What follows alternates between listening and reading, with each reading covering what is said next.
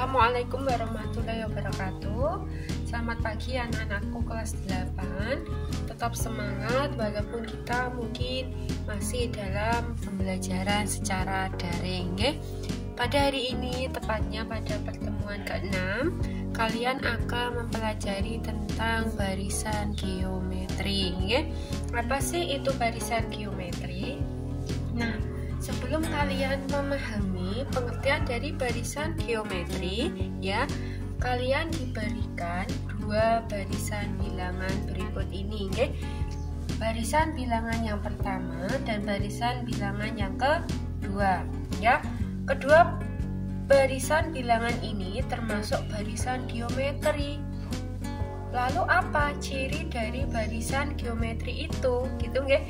Nah, coba kalian perhatikan barisan bilangan yang pertama terlebih dahulu, Barisan bilangan yang pertama ini, suku pertamanya adalah U1. Suku pertamanya adalah U1, ya. Kemudian suku keduanya adalah 3, ya. Suku ketiganya adalah 9 dan seterusnya. Oke. Setelah kalian cermati, ternyata untuk memperoleh suku berikutnya ya, untuk memperoleh suku berikutnya, misal suku kedua ya, untuk memperoleh suku kedua ini diperoleh dari suku sebelumnya ya, U1 dengan cara dikalikan 3 gitu ya. Untuk memperoleh suku kedua diperoleh dari suku sebelumnya dikalikan 3. Begitu juga untuk memperoleh suku ketiga. Suku ketiga ini diperoleh dari suku kedua dikalikan 3. Gitu ya. Untuk memperoleh suku keempat diperoleh dari suku sebelumnya dikalikan 3. Ya. Ternyata barisan bilangan berikut ini memiliki perbandingan yang selalu tetap, yaitu 3. Gitu ya. Apa yang dimaksud dengan perbandingan itu ya? Perbandingan di sini merupakan perbandingan dua suku yang berurutan. Contoh, suku kedua dengan suku pertama. Itu dua suku yang berurutan. U2 dibandingkan U1. Itu nggih? U2 dibandingkan U1. Ya, di sini bilangannya U2-nya adalah 3 dibandingkan 1. 3 dibanding 1. Kalau kita sederhanakan sama dengan 3. Sama oke. Sekarang dua suku berurutan selanjutnya U3 dengan U2. Dua suku berurutan U3 dengan U2. Berarti U3 dibanding U2. Gitu nggih. U3 di sini angkanya adalah 9. Nggih.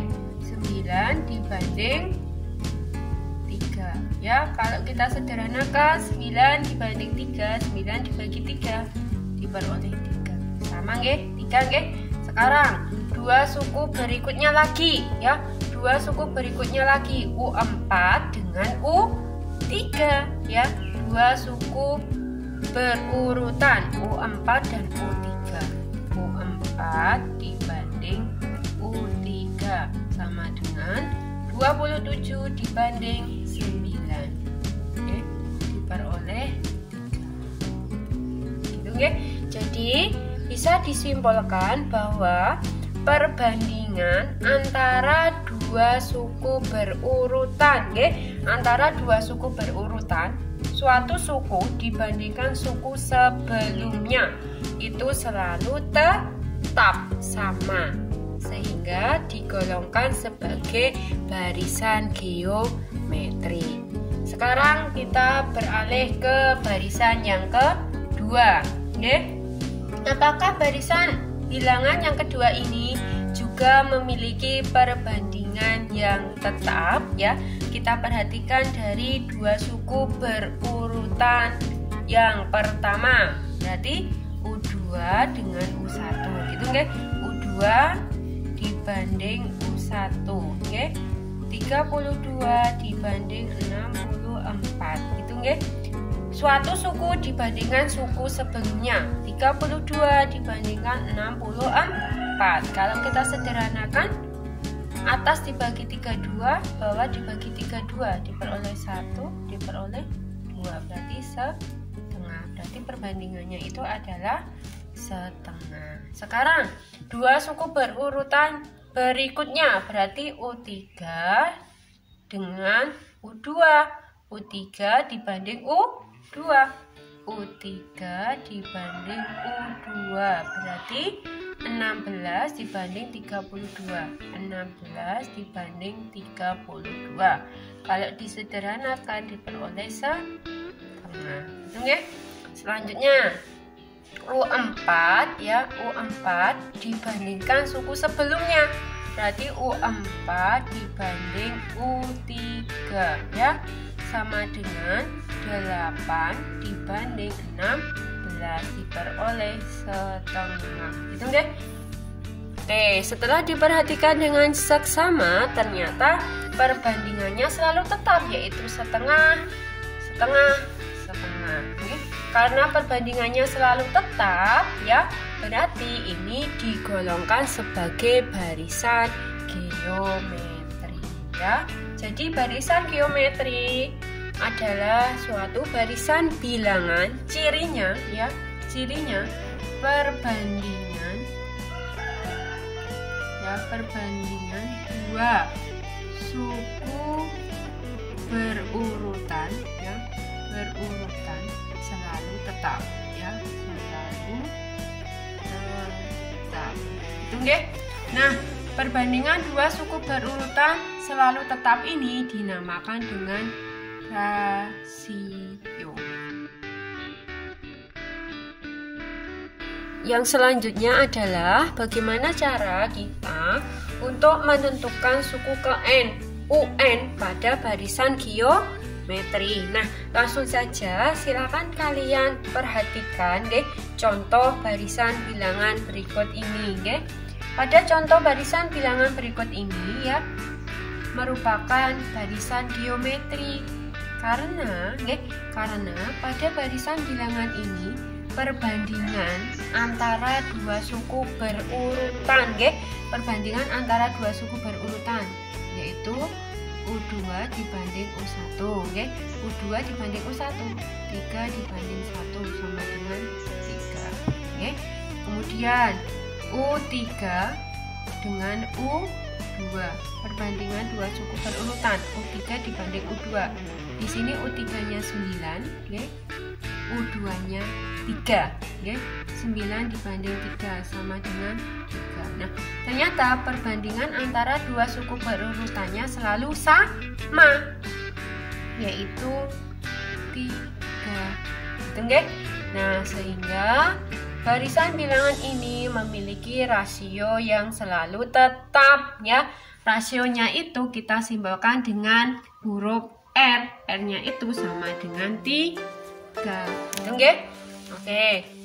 Selanjutnya, bagaimana ketika suku pertamanya itu adalah 1, suku keduanya adalah 3, suku ketiganya adalah 9. Bagaimana bilangan yang terletak pada suku ke-10? Apakah kita harus mendaftarnya secara satu persatu sampai urutan yang ke-10? Ya, tentunya tidak, karena itu membutuhkan waktu yang sangat lama, Jadi kita harus menemukan polanya, aturannya, atau rumusnya, Untuk bisa menemukan rumusnya, kita perhatikan perubahan dari pola suku pertama, kedua, ketiga, dan seterusnya. Yuk kita perhatikan dan kita temukan secara bersama. Coba kalian perhatikan dari suku pertamanya itu 1. Suku pertamanya di sini adalah 1, ya, 1. Kemudian suku keduanya itu 3. Suku keduanya di sini adalah 3. Sebenarnya 3 ini ya, 3 ini diperoleh dari 1 dikali 3. 1 dikali 3. 1 dikali 3. Ya, 1 dikali 3. Nah, satunya ini tadi itu sebagai suku pertama. 1 dikali dan 3-nya sebagai rasio ya. Berarti berarti U1 dikali rasio. Itu nggih. Sekarang suku ketiga. Suku ketiganya 1, 2, 3. Suku ketiganya itu adalah 9. Suku ketiganya di sini adalah 9. Sebenarnya 9 ini diperoleh dari 1 dikali 3 dikali 3. Diperoleh dari 1 dikali 3 dikali 3. Nah, satunya tadi kan sebagai suku pertama. Tiganya ini itu sebagai N. Kemudian 3 ini juga sebagai N. Jelas nggih? Berarti suku ketiganya itu diperoleh dari suku pertama dikalikan R dikali R. Atau kalau kita sederhanakan dalam bentuk pangkat U1 dikali R pangkat 2. Karena di sini R kali R sehingga R pangkat 2 R kuadrat. Gitu nggih? Oke, sekarang suku yang keempat ya. Suku keempatnya di sini adalah 27 ya. 27 ini sebenarnya diperoleh dari 1 dikali 3 dikali 3 dikali 3. Gitu nggih? Diperoleh dari 1 dikali 3 dikali 3 dikali 3. Gitu nggih? Satunya di sini tadi sebagai suku pertama dikali R ya, dikali R dikali R. Gitu nggih? Kalau kita sederhanakan dalam bentuk pangkat berarti U1 dikali R pangkat 3. Gitu nggih? R pangkat 3. Gitu nggih?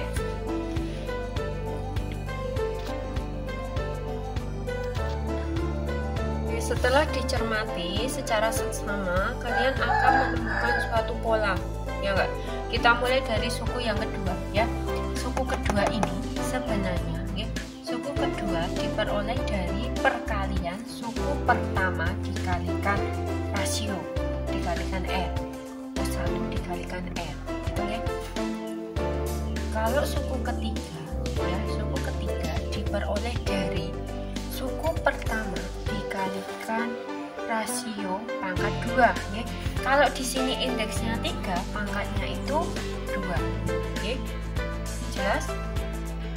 Kalau suku keempat di sini indeksnya angka 4, berarti nanti perkaliannya itu merupakan perkalian dari suku pertama dikalikan rasio pangkat 3, indeksnya 3. Ya. Jadi kalau indeksnya 2, pangkat dari R-nya itu 1. Itu ya. Kalau indeksnya di sini ada suku ketiga, berarti nanti pangkatnya 2. Kalau di sini suku keempat, berarti R-nya nanti pangkat 3. Lalu bagaimana dengan U ke-10? Berarti U ke-10 itu sebenarnya diperoleh dari U1, ya. U1 dikalikan R pangkat, karena ini indeksnya 10, berarti R-nya nanti pangkat 9. Gitu ya. Jadi untuk mencari suku ke-10 sebenarnya kita peroleh dari perkalian suku pertama dikalikan rasio pangkat 9. Karena di sini indeksnya 10, pangkatnya akan berkurang 1, 9. Gitu ya. Nah, oke, kita selesaikan suku ke-10 dari barisan bilangan berikut ini. U ke-10-nya diperoleh dari U1 dikali R pangkat 9. Karena U1-nya di sini suku pertamanya itu 1, berarti kita masukkan angka 1 dikali rasionya. Rasionya tadi perbandingannya itu selalu tetap, yaitu 3. Berarti 3 pangkat 9. 1 dikali 3 pangkat 9. Semua bilangan kalau dikalikan 1, hasilnya bilangan itu 9. Berarti 3 pangkat 9. Jadi kesimpulannya, untuk mencari suku ke N pada barisan geometri diperoleh dari perkalian antara U1 dengan rasio dipangkatkan, ya. Kalian harus berhati-hati dalam mengisi perpangkatan dari rasionya, gitu nggih. Coba kalian perhatikan, ketika yang ditanyakan itu U2, nggih. U2 ini nanti diperoleh dari suku pertama dikalikan R pangkat 1. Okay? Kalau di sini urutannya kedua, berarti nanti pangkatnya itu 1. Okay? Kemudian ketika yang ditanyakan itu suku ketiga, berarti perkaliannya itu U1 dikali R pangkat 2. Urutan ketiga pangkatnya berarti 2. Okay? Urutan keempat nanti rasionya itu pangkat 3. Urutan yang kelima berarti nanti rasionya itu pangkat 4.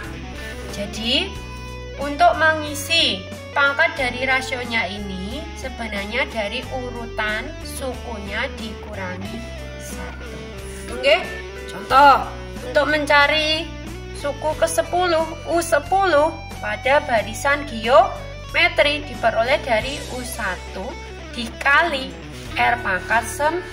9-nya diperoleh dari 10 dikurangi 1. Gitu nggih? Jelas nggih? Lalu bagaimana untuk mencari suku ke N? Suku pada urutan ke N sama halnya dengan suku-suku sebelumnya tadi, diperoleh dari suku pertama dikalikan R pangkat. Nah, di sini pangkatnya tinggal kita urutkan ya. Karena di sini urutan ke N, berarti nanti pangkatnya tinggal N dikurangi 1. Jelas nggih?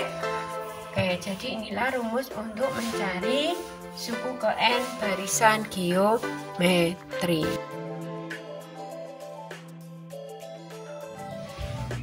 Untuk menerapkan rumus yang kalian temukan tadi, coba kita selesaikan soal berikut ini.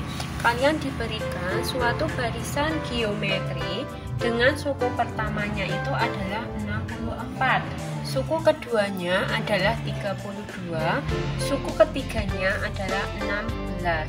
Lalu bagaimana bilangan yang terletak pada suku ke-10? Apakah kita harus mendaftarnya satu persatu? Tentunya tidak, melainkan kita gunakan rumus yang tadi. Oke, sebelum kita menyelesaikan, langkah pertama silakan dituliskan apa yang diketahui di dalam soal. Di dalam soal diketahui bahwa suku pertama U1-nya adalah 64. Kemudian rasio perbandingan antara dua suku berurutan. Dua suku berurutan, misal kita ambil U2 dibanding U1. U2-nya adalah 32 dibanding U1 64. 32 dibanding 64. Jika kita sederhanakan, kita peroleh 1/2. Jadi rasionya itu, rasio dari barisan geometri ini adalah setengah. Oke, bagaimana untuk mencari suku ke-10? U ke-10 bisa dicari dari perkalian antara U1 dan rasio dipangkatkan. Gitu toh? Nah, karena di sini urutannya ke-10, berarti nanti pangkatnya tinggal kita peroleh dari 10 dikurangi 1, yaitu R pangkat 9. Gitu nggih? Jadi U ke-10 diperoleh dari U1 dikali R pangkat 9. U1-nya di sini 64 dikali rasionya adalah setengah. Karena di sini bentuknya pecah, jangan lupa diberi tanda kurung. Setengah dipangkatkan 9. Gitu nggih? Oke. Masih ingatkah kalian dengan bentuk perpangkatan? 64 ini bisa kita tuliskan menjadi 2 pangkat 6. Gitu nggih? 2 pangkat 6.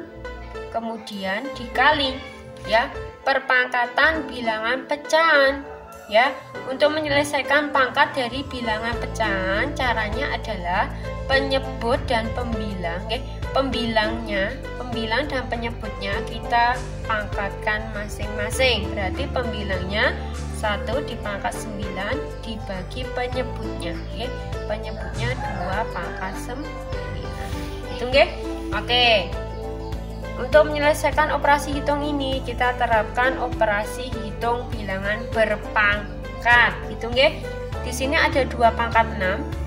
Terus di bawah ada 2 pangkat 9. Bisa kita sederhanakan ya dengan cara sama-sama dibagi dengan 2 pangkat 6 ya.